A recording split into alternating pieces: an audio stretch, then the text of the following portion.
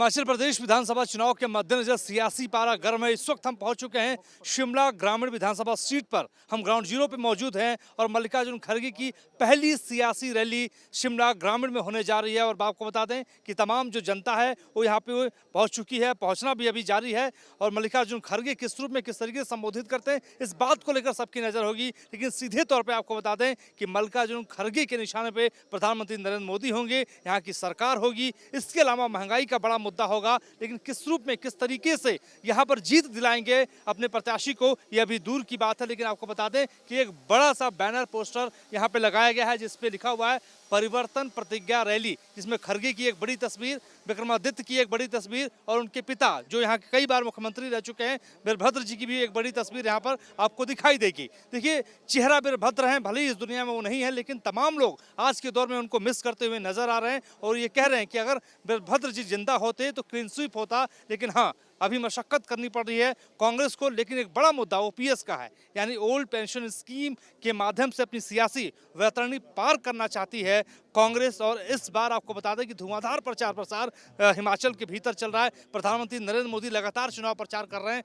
प्रधानमंत्री नरेंद्र मोदी के अलावा आपको बता दें कि प्रियंका गांधी ने प्रचार प्रसार की पूरी कमान संभाल ली है। वहीं दूसरी ओर आपको बता दें कि राहुल गांधी भारत जोड़ो यात्रा के माध्यम से भले ही यहाँ पे वो नहीं पहुंच पा रहे हैं, लेकिन एक बड़ा मैसेज देने की कोशिश कर रहे हैं। लेकिन राहुल गांधी पर सवाल भी उठाया जा रहा है कि जब चुनावी राज्य है तो आप आखिर चुनाव प्रचार क्यों नहीं कर रहे हैं। इसका जवाब कांग्रेस की ओर से ये आता है कि राहुल गांधी जब सरकार बनेगी तो शपथ समारोह में आएंगे। राहुल गांधी भले ही ना आए, लेकिन उनकी उपस्थिति यहाँ पर मौजूद है। फिर से आपको तस्वीरों में दिखाते हैं कि हिमाचली टोपी पहने तमाम जनता यहाँ पे मौजूद है। विक्रमादित्य भी यहाँ पे मौजूद है, अपनी जनता को निहारते हुए नजर आ रहे हैं। भूपेश बघेल जो यहाँ के वरिष्ठ पर्यवेक्षक हैं, चुनाव प्रभारी हैं, लगातार वो निगरानी कर रहे हैं। चुनाव प्रचार के माध्यम से जो है वो अपनी रणनीति बना रहे हैं, धार दे रहे हैं चुनाव पर। विक्रमादित्य से हम पहले बातचीत कर लेते हैं, समझ लेते हैं कि विक्रमादित्य की रणनीति क्या है। क्योंकि रणनीति हम समझ इस बात को लेकर रहे हैं कि रणनीति इस बात को लेकर भी बहुत ज़्यादा जरूरी हो जाती है, क्योंकि ये बहुत इंपॉर्टेंट हाई प्रोफाइल सीट है।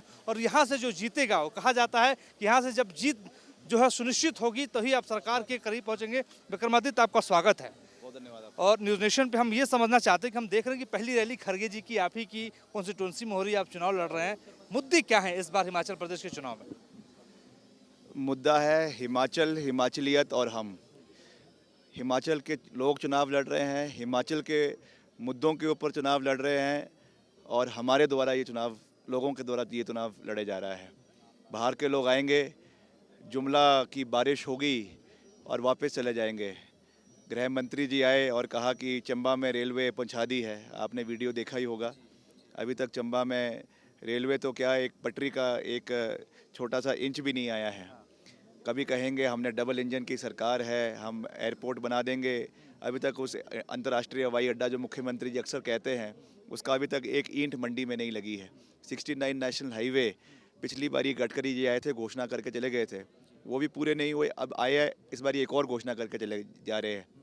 योगी जी आ रहे हैं, राम मंदिर के बारे में बात कर रहे हैं, मगर ये देवी देवताओं की भूमि है, ये देव समाज का हिमाचल देव भूमि है। यहाँ पे हम सब देवी देवताओं को मानने वाले हैं। तो हिंदुत्व कार्ड जो है वो हिमाचल के अंदर चलने वाला नहीं है। यहाँ पे बेरोज़गारी, 14 लाख बेरोज़गारी हुआ। कर्मचारी ओपीएस की आवाज़ को पूरी तरीके से सरकार ने दबा दिया। 3 लाख कर्मचारी है। प्रदेश में बागवान हैं, किसान हैं। आपकी सेब की पेटियों पे सब्सिडी सरकार ने ख़त्म कर दी। पेस्टिसाइड्स पे सब्सिडी जो है वो ख़त्म कर दी। आपकी खाद के ऊपर सब्सिडी थी, वो ख़त्म कर दी। महिलाओं को तोहफ़ा दिया, 400 रुपये का गैस सिलेंडर होता था, आज 1200 रुपये का हो चुका है। तो ये सारे लोग मिलकर चुनाव लड़ रहे हैं। ये हिमाचलियत है और ये हिमाचलियत इस बार इनको दिखाएगी कि हिमाचल की ताकत, देवभूमि की ताकत क्या है, और इनके चारों खाने चित होने वाले हैं। लेकिन विक्रमादित्य, हम ये देख रहे हैं कि आप मैनिफेस्टो लेके आए, आप ओपीएस की बात कर रहे हैं, आप 1500 रुपये जो है प्रति मंथ महिलाओं को देने की आप बात कर रहे हैं। लेकिन वो कह रहे हैं कि हम कॉमन सिविल कोड लेकर आएंगे। वो ये कह रहे हैं कि हम वक्त की जो संपत्तियां हैं उनका हम सर्वे करवाएंगे। कितना डिफर है, कितने मजबूत मुद्दे उनके हैं और कितना मजबूत मुद्दा आपका है? अरे ये यूनिफॉर्म सिविल कोड तो हम भी ले आएंगे, पर यहाँ पे क्या करना है? 98-99% तो वैसे ही हिंदू है। तो यहाँ पे आपको यहाँ पे आप यूनिफॉर्म सिविल कोड ला के क्या करेंगे? ये भी आएंगे तो चलो, उससे ज़्यादा इफेक्ट होने वाला है नहीं, क्योंकि इन्होंने काम कोई किया नहीं है। एयरपोर्ट बना नहीं है, नेशनल हाईवे बने नहीं है, डबल इंजन की सरकार पूरी तरीके से हाफ चुकी है। इसलिए अब इस तरीके के कभी राम मंदिर की बात करेंगे, कभी सिविल लॉ की बात करेंगे, कभी कारगिल, कभी पुलवामा, कभी और चीज़ें बात करेंगे, मगर ये चीज़ें हिमाचल में चलने वाली है नहीं। यहाँ के लोग पढ़े लिखे हैं, यहाँ के लोग मुद्दों पे बात करते हैं, तथ्यों पे बात करते हैं, और ये सरकार पूरी तरीके से फेल हो चुकी है। इस सरकार ने केवल 2 विधानसभा क्षेत्र गिन के बोल रहा हूँ, 2, एक सिराज मुख्यमंत्री का इलाका और एक धर्मपुर जो कि महेंद्र सिंह जी का इलाका था, केवल उन 2 विधानसभा में थोड़ा बहुत विकास हुआ है। बाकी पूरा हिमाचल इस बारी जो है वो इनको यहाँ से बाहर करने में पूरा इन्होंने मन बना लिया है। और तो और मंडी जिला जो मुख्यमंत्री जी का गृह जिला है, वहाँ पर भी आप देखेंगे 10 सीटें हैं, कम से कम हम वहाँ पे 8 सीटें जीतेंगे। मैं आज आपको लिख के कह रहा हूँ। लेकिन सवाल ये भी है, हमने आपको दिल्ली में भी देखा है, आप हमने आपको यूथ कांग्रेस में भी देखा है। आपके पिता से हमारी बड़ी बातचीत, जब वो दिल्ली आते थे तो मुलाकात होती थी, कई बार हमने इंटरव्यू भी उनका किया है। इस बार उस चुनाव में नहीं है, पिता को कितना मिस करें विक्रमादित्य? ये तो स्वाभाविक है, अब पिता है मेरे और उनको उनकी उनकी कमी तो खलेगी, मगर उनका दिखाया हुआ रास्ता हमारे पास है, मार्गदर्शन हमारे पास है, और वो आज भी हिमाचल के लाखों लोगों के दिलों में और दिमाग में जीवित है। व्यक्ति जो है अपने शरीर को त्याग सकता है, मगर उनकी आत्मा, उनके विचार, उनके द्वारा किए हुए कार्य युगों युगों तक याद रहते हैं। तो वीरभद्र सिंह जी आज शारीरिक रूप से हमारे बीच में नहीं है, मगर हिमाचल के लोगों के दिलों में और दिमाग में आज भी उतने ही जीवित है जितने पहले थे। और उनका हमने कह दिया है कि वीरभद्र सिंह विकास मॉडल को हम हिमाचल प्रदेश के अंदर आने वाले समय में इम्प्लीमेंट करेंगे। जिस तरीके से उन्होंने एक ही नारा दिया हमेशा, सर्वत्र हिमाचल प्रदेश का सर्वत्र विकास, यानी complete development of complete state. एक क्षेत्रवाद की राजनीति में वो कभी भी विश्वास नहीं रख सकते थे, तभी वो 6 बार प्रदेश के मुख्यमंत्री बने। और हम उन्हीं के दिखाए हुए रास्ते पे आगे चल रहे हैं, उन्हीं के मार्गदर्शन में आगे चल रहे हैं, और प्रदेश में कांग्रेस की सरकार बनाएंगे। आज खड़गे जी हमारे बीच में आ रहे हैं, बहुत ही एक्सपीरियंस नेता है। ये बिल्कुल आप सही कह रहे हैं कि पहली बार खड़गे जी सियासी चुनावी रैली हम खासतौर पे करेंगे, आप ही के यहाँ आ रहे हैं और संबोधित कर रहे हैं। अब सवाल ये भी उठता है कि लगातार जो भारतीय जनता पार्टी अपोजिशन आपके सामने जो विरोधी दल है, वो कह रही है कि चेहरा नहीं है इस बार कांग्रेस के पास। क्या मानना चाहिए कि चेहरे की कमी है? क्यों नहीं है चेहरे? चेहरे मैं भी इतना अच्छा चेहरा हूँ, आपको मेरा चेहरा नहीं दिखाई दे रहा? मुकेश जी है, सुखू जी है, मेरी मेरी हमारी प्रदेश अध्यक्ष है, ठाकुर कौल सिंह जी है, सारे एक्सपीरियंस लोग हैं।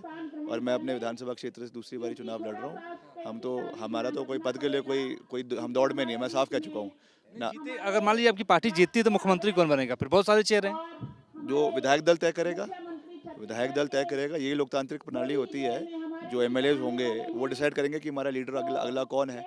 हाईकमांड से बात होगी, हमारे अध्यक्ष आ रहे हैं, सोनिया जी है, राहुल जी है, तो सब मिलकर ये डिसाइड करेंगे कि कौन हमारा अगला अध्यक्ष पार्टी का होगा। एक और बड़ा आरोप लग रहा है कि राहुल गांधी भारत जोड़ो यात्रा में शामिल हैं, लगातार कन्याकुमारी से लेके अब वो महाराष्ट्र तक पहुंच चुके हैं। वो प्रचार प्रसार करने नहीं आए, कमान प्रचार की प्रियंका गांधी ने संभाल ली। राहुल गांधी को आपको नहीं लगता आना चाहिए था यहाँ पर? राहुल गांधी जी वहीं से बड़ा अच्छा संदेश दे रहे हैं। जो उनका हजूम दक्षिण भारत में जुड़ रहा है, तेलंगाना, आंध्र प्रदेश, कर्नाटका, केरला, कर्नाटका, वही संदेश यहाँ पे बहुत अच्छा आ रहा है। और क्योंकि वो पहले से ही उस दौरे पे चले हुए थे, इसलिए उनको यहाँ आने का समय नहीं मिला, मगर प्रियंका गांधी जी ने ताबड़तोड़ रैलियाँ पूरे प्रदेश के अंदर करी हैं, और बड़ा जनसमूह उनके लिए उमड़ कर आया है, जनसलाब उमड़ा है। बड़ा अच्छा बोलती हैं, ओपीएस के ऊपर बोला, महिलाओं के ऊपर बोला, हर मुद्दे के ऊपर उन्होंने बड़े स्पष्ट तरीके से अपनी बात को रखा है। और अब तो हिमाचल की निवासी भी हैं, तो असली वाली निवासी है, तो घर भी बना लिया है। तो हम मिलकर लड़ेंगे और हिमाचल को नंबर 1 बनाएंगे। कितनी सीटें जीत रही है कांग्रेस पार्टी? कांग्रेस 40 से 45 सीटें निश्चित तौर से जीतेगी। ज़्यादा नहीं है? आप देख लेना, 8 दिसंबर को फिर से बात करेंगे। बहुत बहुत शुक्रिया हमसे बातचीत करने के लिए। ग्राउंड जीरो से हम आपको बता रहे थे और समझा रहे थे कि किस तरीके की रणनीति जो है कांग्रेस बना रही है। विक्रमादित्य हाई प्रोफाइल सीट से चुनाव लड़ रहे हैं, लेकिन सवाल अब ये उठता है कि किस रूप में, किस तरीके से आने वाले वक्त में, क्योंकि 12 तारीख को मतदान है और मतदान से पहले जो है रणनीतियाँ जो हैं वो मुकम्मल की जा रही हैं। हम आपको फिर से एक बार जनता के बीच में लेकर चलते हैं। इस वक्त हम मंच पर मौजूद थे और आगे आपको लेकर बताएंगे और जनता से भी बातचीत करेंगे और उनसे हम समझेंगे कि आखिर मुद्दे क्या हैं और उन मुद्दों के सहारे कैसे अपनी चुनावी वैतरणी जो है वो कांग्रेस पार करेगी। देखिए, राहुल प्रियंका गांधी सेना के राष्ट्रीय अध्यक्ष जगदीश शर्मा भी यहाँ पे पहुँच चुके हैं। जगदीश जी, आप हिमाचल पहुँच गए हैं, हम तो देखते हैं कि कभी भारत जोड़ो यात्रा में आप दिखाई देते हैं, यहाँ पे आपको पहुँच के क्या माहौल लग रहा है, ईमानदारी से बताइएगा। देखिए, कल तक तो मैं भारत जोड़ो यात्रा में था, पर जब मैं यहाँ पहुँचा, रिक्शा वाला, होटल वाला, जितने भी लोग जहाँ भी मिले, दुकानदार एक ही बात कहता है कि हमके ठग लिया है, महंगाई बहुत है, वादे झूठे करे बीजेपी सरकार ने। हर आदमी राहुल गांधी और प्रियंका गांधी और को हिमाचल में चाहता है कि उन्हीं की सरकार बने और परिवर्तन है, बदलाव, प्रतिज्ञा रैली भी लिखा आपने देखी है। और मैं समझता हूँ 100% कांग्रेस की सरकार यहाँ बन रही है, कोई बदलाव नहीं है। हर आदमी कांग्रेस को चाहता है, अपने बच्चों को बचाना चाहता है, महंगाई को कम करना चाहता है, रोजगार चाहता है। और कांग्रेस और राहुल गांधी से उम्मीद है, हमारे नेता राहुल गांधी भारत जोड़ो यात्रा में चल रहे हैं, इस भारत को जोड़ने के लिए, इकट्ठा करने के लिए, कि हिंदू, मुस्लिम, सिख, ईसाई हम सब मिलकर काम करें और इस भारत को बनाए। मैं समझता हूँ उसका रिजल्ट सामने आने लगा है। आप सही कह रहे हैं, लेकिन इसके अलावा मैं आपको बता दूं कि ये जनता यहाँ पे मौजूद है, कांग्रेस के कार्यकर्ता भी हैं, जनता भी है। जनता के मन में जो है विकास की लकीर खींचने की बात जो है आज कांग्रेस के नेता कर रहे हैं। विक्रमादित्य कह रहे हैं कि भारतीय जनता पार्टी जुमलों की बारिश कर रही है, सच्चाई से कोसों दूर उसके वादे हैं और नारे हैं। और इस वक्त आप देखिए कि तमाम जो युवा हैं, महिलाएं हैं, वो यहाँ पे जो है पहुंचे हुए हैं। कहाँ से आई हैं आप? यहीं से ऊपर से। क्या करने आई यहाँ पे आप? मैं यहाँ पे रैली का हिस्सा बनने आई हूँ। क्या नाम है आपका? मेरा नाम भावना ठाकुर है। क्या करती हैं आप? मैं पीएचडी के लिए अप्लाई कर रही हूँ। पीएचडी के लिए अप्लाई कर रही हैं। क्या बड़े मुद्दे हैं इस बार? इस बार सबसे बड़ा मुद्दा तो ओपीएस का है। हाँ जी, मेरे लिए सबसे ज़्यादा ओपीएस का है। लोग इतनी उम्र नौकरी करते हैं और अगर उसके बाद भी उनको उसका फल ना मिले तो ये गलत बात है ना। तो मेरे लिए सबसे ज़रूरी मुद्दा जो है वो ओपीएस का है। आप जैसे स्टूडेंट क्या मांग करते हैं हिमाचल के भीतर? हम लोग चाहते हैं कि सबके लिए अपॉर्चुनिटीज़ हो, नौकरी मिले, लोगों को इधर उधर इतनी सारी डिग्री लेके ना घूमना पड़े, तो वो बहुत बढ़िया रहेगा। कौन जीत रहा है यहाँ? कांग्रेस जीतनी चाहिए। कांग्रेस जीतनी चाहिए। कांग्रेस क्यों भाई? क्योंकि इनके जो हमें दे रहे हैं, जो इनके पॉइंट्स हैं वो हमारे लिए फायदेमंद है, इसलिए। प्रधानमंत्री नरेंद्र मोदी ने मोर्चा संभाल रखा है, धुआंधार प्रचार प्रसार कर रहे हैं। तो हम लोग वोटर है ना, ज्यादा राइट तो हमारे पास है, सारी ताकत तो हमारे पास है। आप लोग विक्रमादित्य के वोटर हैं इसका मतलब? हाँ जी, हम इसी एरिया के तो उन्हीं के हैं। Thank you so much. हम देख रहे हैं कि तमाम जो कार्यकर्ता हैं, तमाम जो जनता है यहाँ पे पहुंचे हुए हैं, चाहे युवा की बात हो, बुजुर्ग की बात हो, सब लोग कह रहे हैं कि हम अपने मताधिकार का इस्तेमाल करेंगे और किस रूप में करेंगे, किस तरीके से करेंगे, वो तमाम मुद्दे भारतीय जनता पार्टी के मैनिफेस्टो में भी है, कांग्रेस का भी मैनिफेस्टो है। लेकिन कॉमन सिविल कोड एक बड़ा मुद्दा हिमाचल प्रदेश के भीतर भारतीय जनता पार्टी लेकर आई है।